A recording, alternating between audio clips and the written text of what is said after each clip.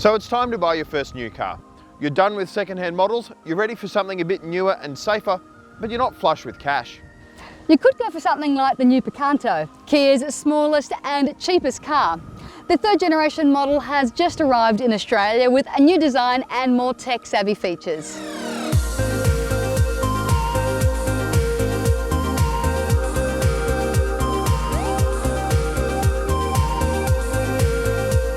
So Danny, the Picanto is a really good example of what you can get in a small car in 2017. Now, a big thing for me are the safety features. You've got plenty of airbags throughout the car and electronic stability control. And those are the main advantages for going for something like this over second-hand cars. It also looks pretty cool too. Yeah, Dave, it's a funky looking thing, isn't it? And across the board with Kias, I've noticed that there is quite a focus on design, and a lot of the cars are subsequently looking more stylish as a result. But I really like this cabin. It's simple, it's minimalist, and the new 7-inch touchscreen really stands out.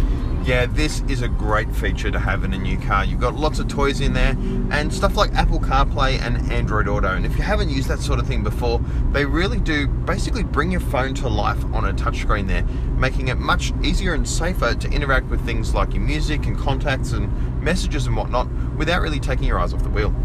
Yeah, and the thing about this, it's a small city car, but it feels roomy enough inside. And that's one of the things as well. It is bigger inside, there's more boot space. It's gone from 200 to 255 litres, so practically the biggest in its class. And then when you fold the seats down, you have even more space. So you've got quite a lot of room for a small city car. There is, and there's a lot of places around here to stash stuff too. You've got a couple of drink bottle holders here, storage space by your legs and whatnot.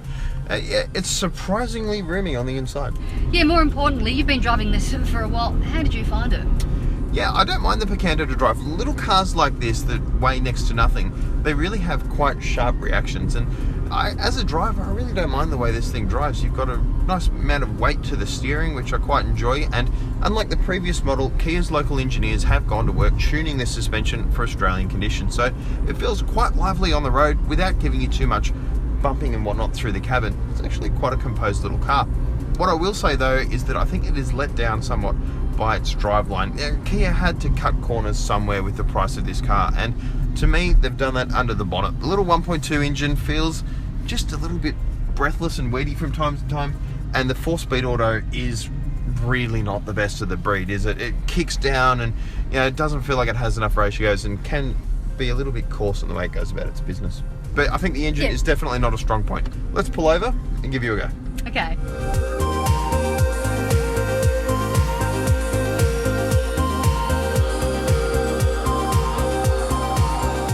I think I'm an advertisement for small city cars, eh? I know, yeah, you make them look like the right size, whereas I make it look like, you're making fun of me because of the size of my automobile.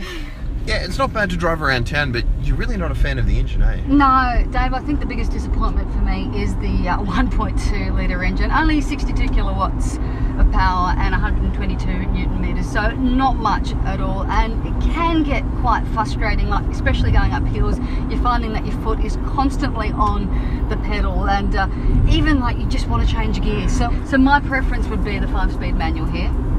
Yeah, 4 gears just doesn't quite feel like enough in a car this size. And I guess the other criticism for me is that this car can get quite noisy. Yeah, up on the highway it is working a little bit hard, but you can also hear things like some wind noise throughout it that do intrude a little bit. The Picanto has a lot going for it, and it's great value at $15,690 drive away for this automatic version. So Danny, would you recommend one? Yeah, Dave, engine aside, it's a pretty appealing package, especially when you consider Kia's 7-year unlimited K warranty. So as a first new car, it makes a lot of sense.